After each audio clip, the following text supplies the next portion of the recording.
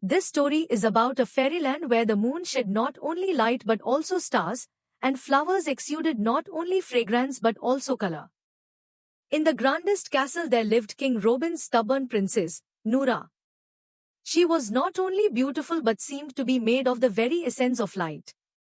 Every shade of beauty was reflected in her deep blue eyes. With her beautiful hands resting on the bedside table, her milky white complexion rose and, with the tinkling of her anklets, scattered melodies on the ground, she strode into the halls of the royal castle, ruining all the beauty. Her only flaws were stubbornness and anger. "Quickly arrange for me a dress that no one has ever worn," she said.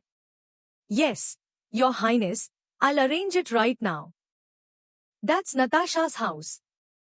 It's so beautiful." "Yes, let's go quickly." "Oh, come on. That's Natasha's house."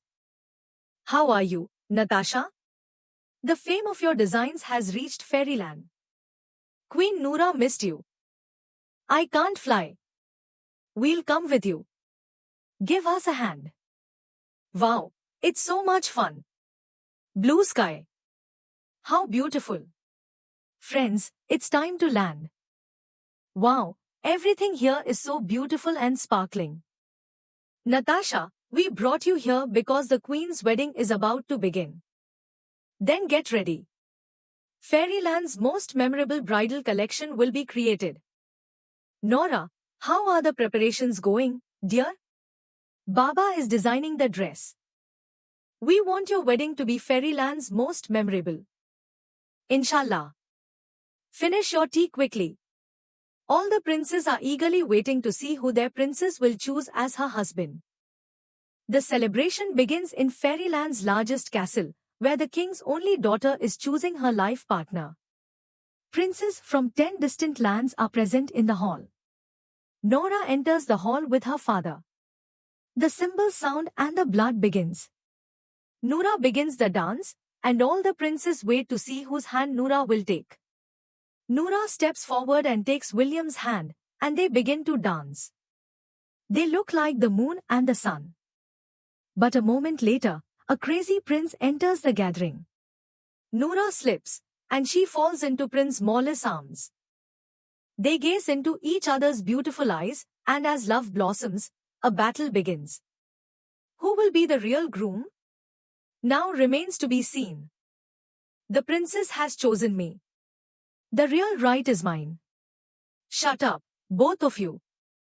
Noora leaves the gathering, and King Rabban is perplexed. The situation is so strange that it becomes difficult to decide. The two princes competing were both from far away. The king tried hard to reason with his princess, Noora Pari. But the princess said, "Whichever prince fulfills my conditions, I will win. I will marry only the one who builds me a golden palace, complete with furniture made of diamonds, and everything must be completed by the first moon."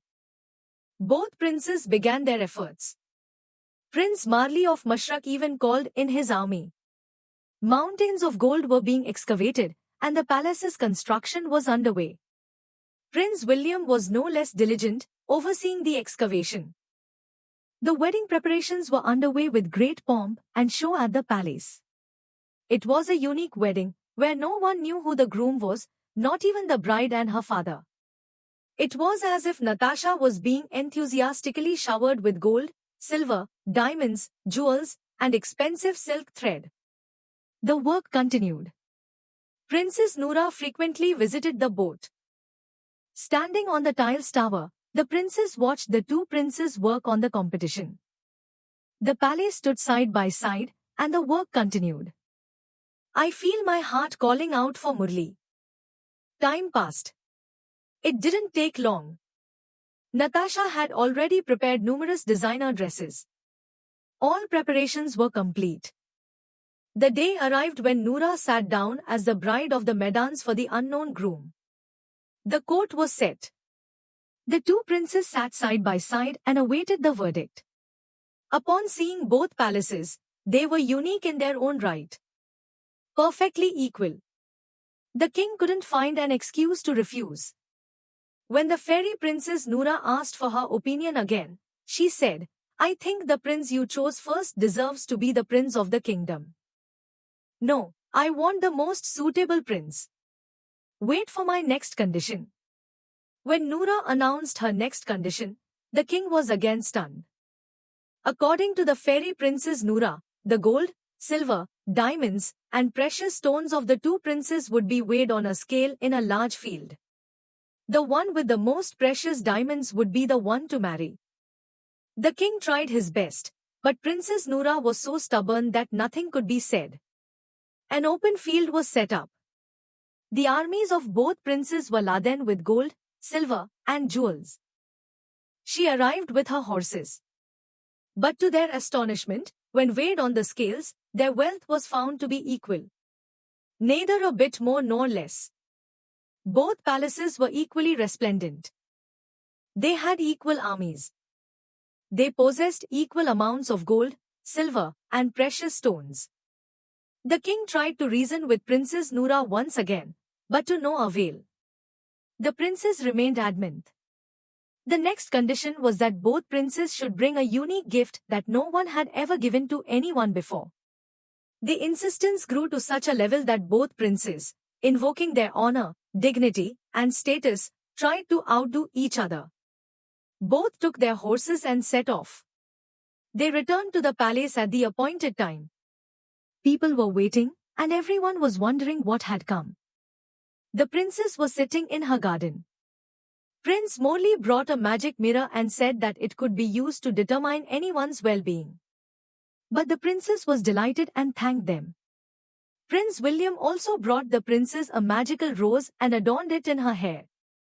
When the princess looked in the mirror, she was overjoyed. The flower kept changing color. The situation remained the same. The princess was still at loggerheads. The king and Princess Noora argued once again. The king ordered them to begin wedding preparations. It was the last day.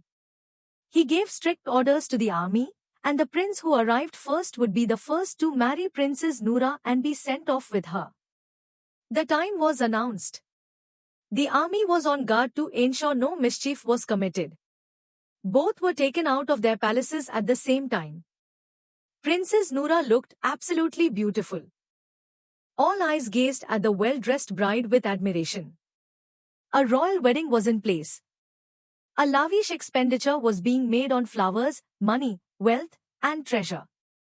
But everyone was eager to see which prince would become the future king. The royal wedding began. Prince Morley led his wedding procession in great pomp and show, and Prince William followed suit. But then, both princes arrived at the wedding venue at the same time. The king was deeply shocked. The wedding of his only daughter was being marred by stubbornness and anger.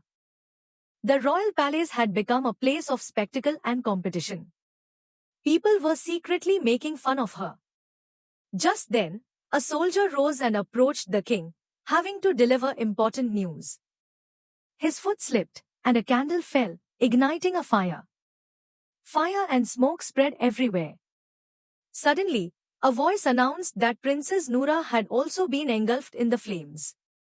The king announced to the soldiers and princes that it was time for the final verdict. Whoever rescued the princess from the fire would be the rightful heir. Just then, Prince William stepped forward, extended his hand, and brought Princess Noora out of the flames. Everyone was astonished that fate had made a decision that had been pending for months, in an instant. Noora and William's marriage was announced. The first to arrive was the first to arrive.